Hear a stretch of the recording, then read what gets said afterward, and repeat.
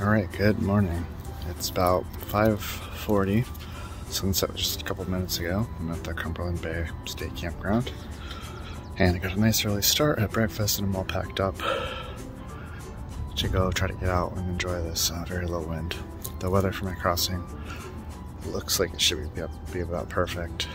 It's only 2 miles across to the other side, and then I'll be on the western shore most of the day, since that should be the side that's out of the wind.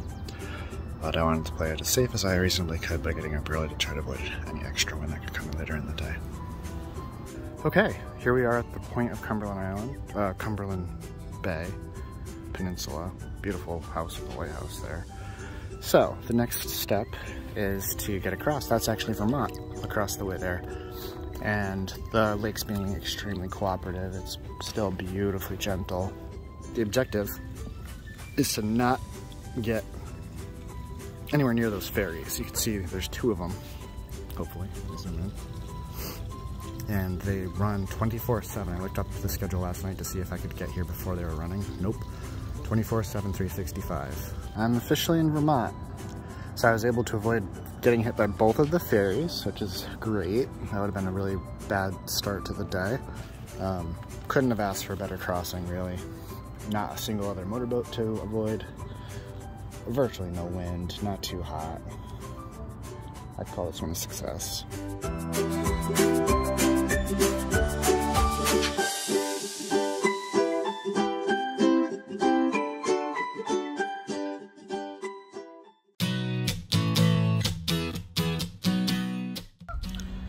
This is the area that's known as the Gut. It's a bay that separates the southern South Hero Island and North Hero Island. And it's also the place that you have the first good access to get to the east side of all these islands. So if the lake wasn't spoiling me right now, like it absolutely is, and I needed to get to the other side to get out of the wind, this would be the spot to do it. All right, here's the tiny little entrance that brings me into the bays that start the Albany Passage. So once again, if the weather was bad on this side, this is where you would be able to cut through to get to the other side. You also don't want to miss this because this is the only actual water passage that connects from the west side of all these little islands to the east. So otherwise, if you missed this and you didn't turn around, you'd have to do a pretty big, at least mile-long land portage.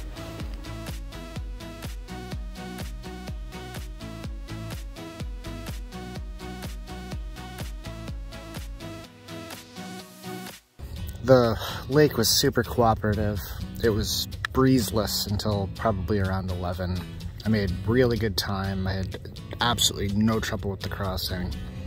The campsite I was planning on staying at is actually pretty much straight ahead, just off the bow of the boat by, I don't know, 10 degrees to the current left. I'm actually facing south now. I'm sitting in the middle of the second major crossing because the water here is still so docile. I just stopped to have a drink of water and snack, so I really lucked out. I'm sure that you can have a really tough time if the wind is whipping, because this is a huge lake and there's lots of open sections, including this one. I've hit a tiny logistical roadblock. I have a mail drop for me in Swanton, but it's a little out of range to try to realistically get to today. There's a campground that's on Dodson's Point, which is somewhere in the neighborhood of, I would say, 5-ish miles from here. So my plan is to go get there for tonight and then probably take my first 0 day there tomorrow. So that, because I can't get to the post office on Sunday in Swanton, so I have to wait until Monday. So I started here this morning, and then I came out to this point. From here to here is where the ferry crossing was. That was the scariest part of the day, but this was super glassy. I came all the way up in here. This was so calm, I just strut straight across. And then I continued up here, popped into this, came up here, hugged this side all the way up, and now I'm currently about somewhere in that neighborhood.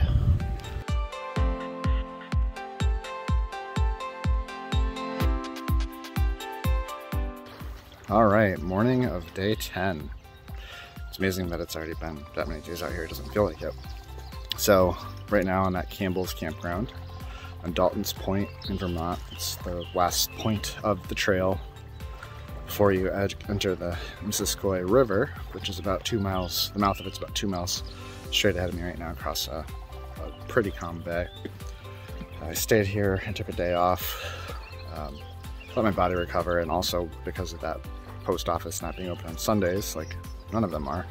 So I'm gonna go get my mail dropped this morning instead. And this is the campground that I stayed at. It was a nice day. They have everything that you really need as a hiker: electricity, showers, hot water, all that stuff. So we're gonna get started and see how this whole upstream thing goes. This is the Swanton Dam. So I've made it roughly 6 miles up the Missisquoi to the first portage. Really wasn't any current until this last bit here where the dam is, so it hasn't been too bad yet. I'm sure there will only be more current as I go.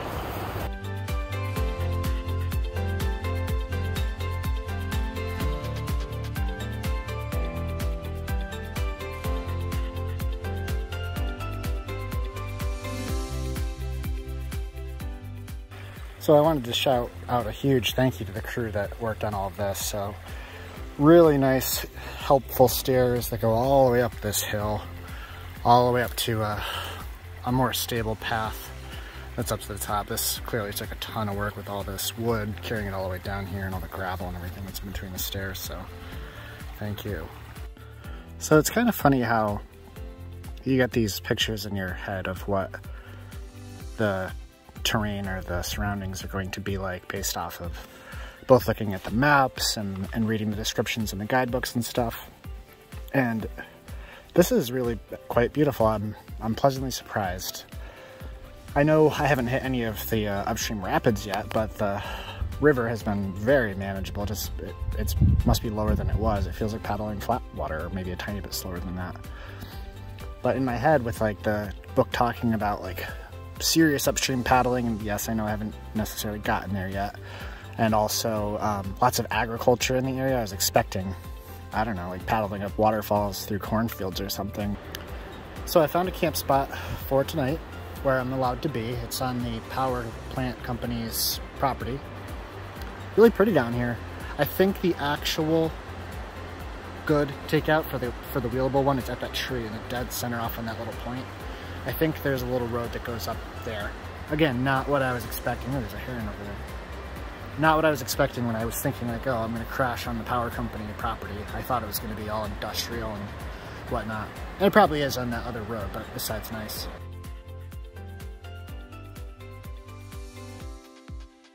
Made it to the Missisquoi Rail Trail, which is a multi-purpose path that goes all the way from here to Richford, which I don't plan on walking the whole way. Got everything loaded up over here, and then I was able to go to that gas station right over there, fill up my 7 liters of water capacity, so I have plenty of water for today and tomorrow.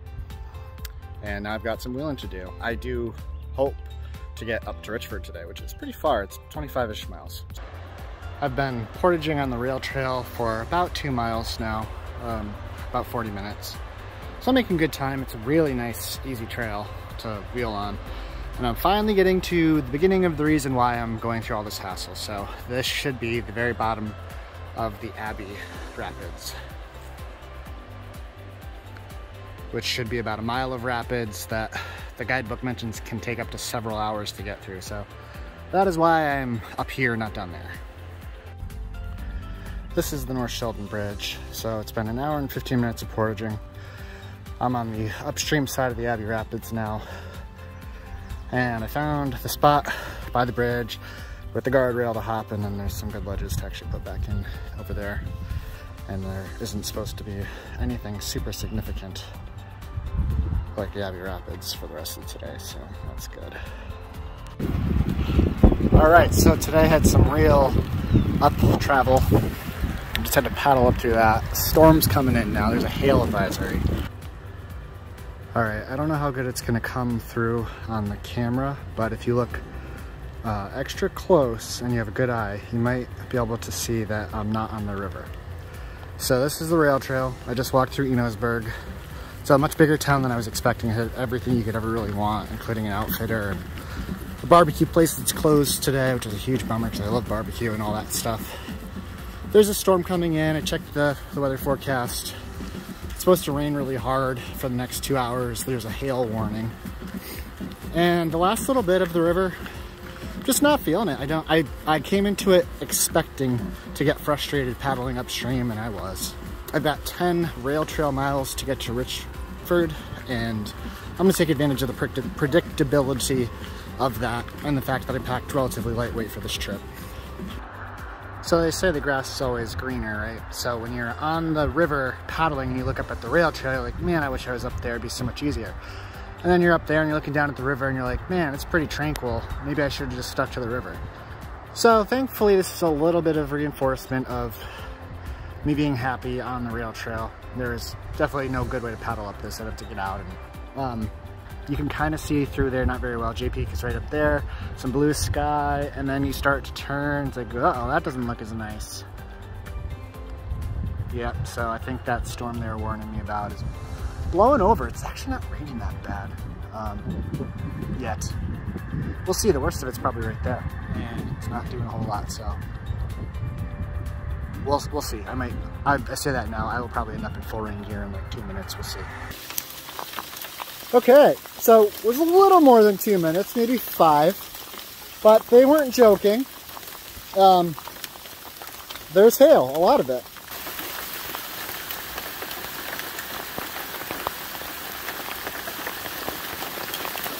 So, yeah, pretty nuts. Pretty much in full rain gear.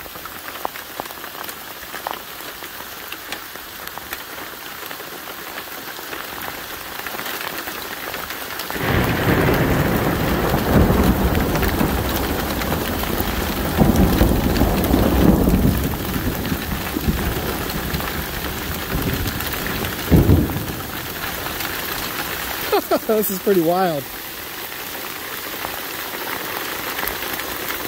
It's gonna add a bunch of weight to my boat.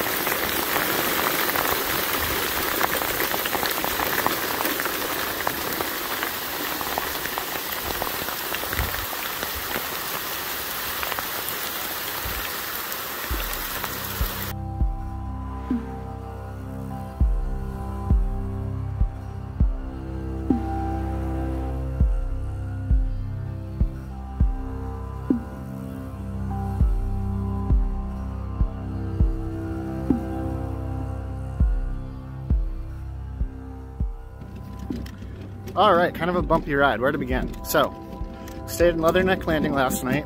Got a lot better sleep than I thought.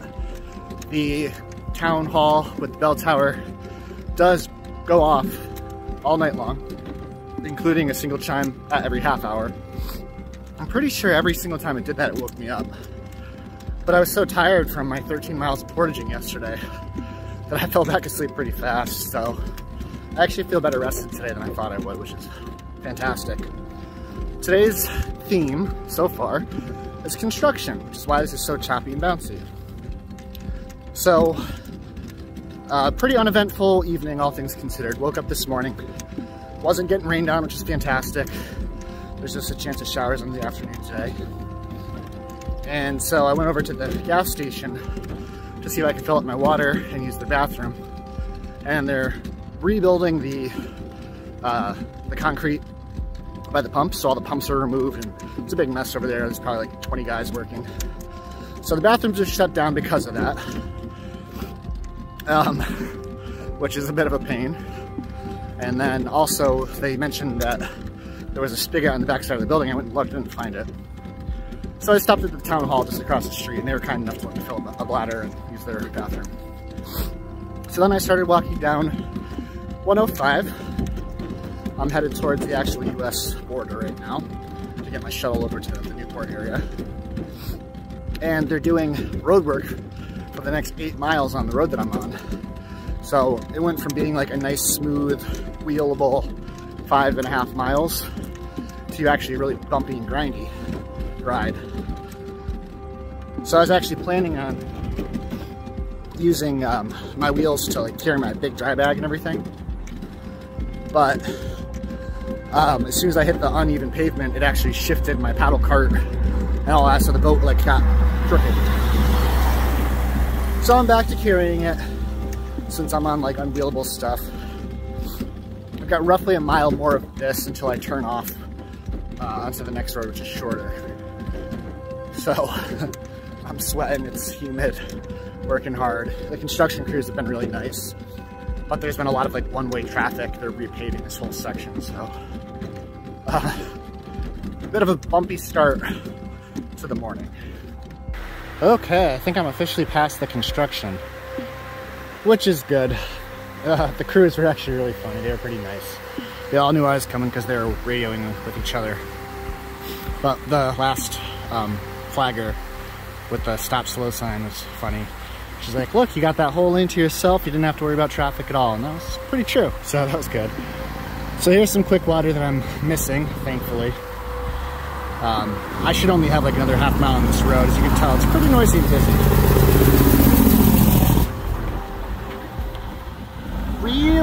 Really looking forward to that Maine wilderness. I won't lie. I've been walking this boat a lot on the road. It's time to get back to some water that helps me, not hinders me.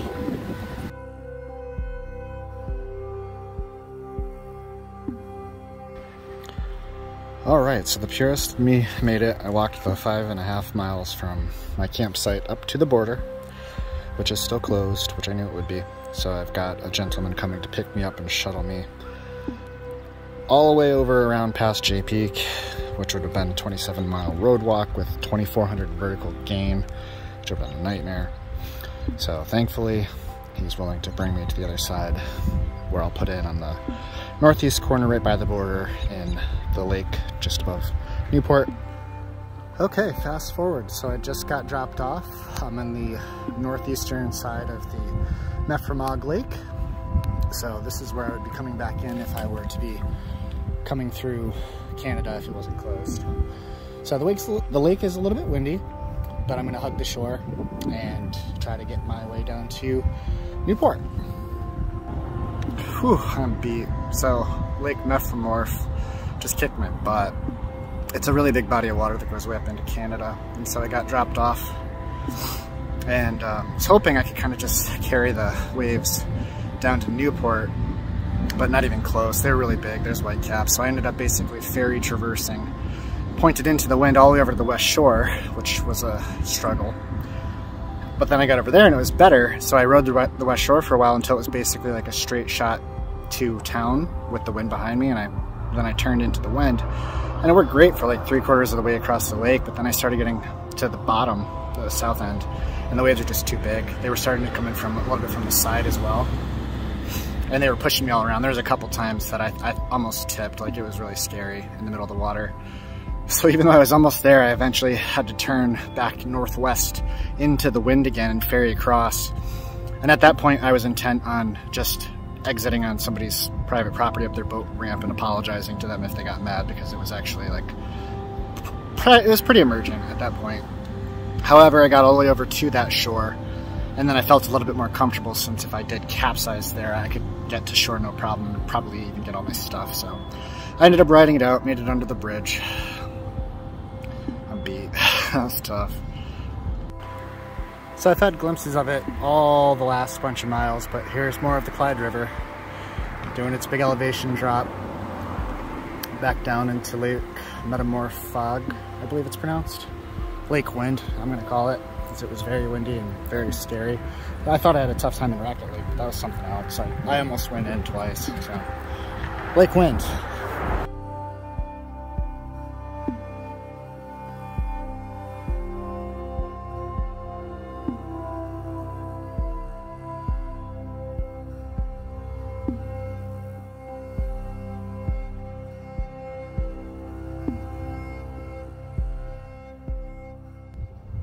Good morning. It's Thursday the 13th. So I'm in Salem Lake right now. I had a great night's stay at, I don't know if you can see over there. And then that pavilion just on the other side of it is part of a camp, like it looks like a summer camp kind of programming camp that does allow NFCT paddlers to stay on it. I tried to make it to the campground, the Charbo one that's mile-ish, mile and a half south of here. And I got really close to it and decided to call before I walked up the big hill of the driveway, and they don't open until 2 more days from now, so I missed it by a few days. So I had to paddle back up, the kind of the wrong direction, with the headwind, of course. and then spent the night there, but it was very pleasant. No rain. There's barely a cloud in the sky right now. It's beautiful out. The forecast is supposed to be warmer for the foreseeable future. With the spring rolling in, it might not get as cold as it was the rest of the trip. Depending on the conditions ahead, it's not impossible that I'll make it to Island Pond today. That's my goal, which is the very top of the headwaters of the Clyde River, meaning that for Vermont's rivers, the two, the Missisquoi and the Clyde rivers, I'll have ascended mostly by walking both of those and be done with the Vermont ups. That's the goal. Today's got some cool looking stuff in it. A few more road portages to get me up, a couple more waterfalls and dams and such. And then after that, there's something called the Fen, which the guidebook has like 3 pages on about how confusing it is. So that seems like it could be fun and maybe a little bit time consuming process, a little bit of troubleshooting in there, but I'm looking forward to it. It's supposed to be very paddleable, just you are going up current, but I think it's more of like a wide, confusing, boggy thing by the sounds of it, so I'm gonna work my way over there. It's really nice to be back in flat water again after the last 2 days, which consisted of a total of 23 miles of road portaging and then also a pretty scary lake, Meframag, however you pronounce it, that had bigger water than I should have been in hindsight. The current's really picked up. Over here you can probably see it's moving pretty good. I'm pretty much going at a crawl using the single blade paddle. So I think what I'm going to try to do is switch to the double blade paddle, see if I can power through it. And if not, I'll start looking for a spot to cut over to the road. It's only a couple hundred here. Well, you can multiply the number of deer I've seen this trip by like 6. Although I'm not sure this counts. Adorable little young deer in there, it's cute. Okay, so right behind me you can see the bridge with the blockage there. That's where the Great Falls Portage is, and I elected to go past it on the road. And I was going to follow 105 down for about 1.5 miles to a public boat launch to put into Pension Pond. And a very nice woman offered to let me cut through her backyard without even asking. She called me over and she showed me the spot to put in, and it saved me about 1.5 mile road walk. So I'm still in the Clyde River after Pensioner Pond, and it's just incredible how many times this thing S-turns back and forth. There's still significant current. You can see that I'm actually getting pushed downstream while I'm taking a break. But the current's not insane, it's just fast-moving flat water. But with all these S-turns and trying to use a double-bladed paddle to keep up with the current and to overpower it, it's really hard to make these corners. So it's like pretty challenging. The little map thing here, it's all these crazy squiggles right here. So at some point here, it gets to the Fen, which is supposed to be hard to navigate too, but it looks straighter, so we'll see how that goes. So the river has changed gears or scenery or settings or whatever you want to call it. So I went from being crazy S-turns every 2 feet, which felt like you were going nowhere, to finally straightening out. And it also changed from being like really marshy and grassy to being surrounded by all this spruce and cedar. So it feels very different. It's very pretty, and straight sections actually let you get up to speed a little bit. So I'm enjoying it. Pretty soon I should be getting to the Fen. Okay, here we are. This is the 10-mile road bridge, which means that over there, that big wide looking thing, is called the Fen. And it's got 3 pages dedicated to it in the guidebook. So I feel like it might be a little bit tricky to find my way through it. I'm really hopeful that because it's wider in there, there'll be less current to deal with, because I've had enough of that for right now. So let's go check it out.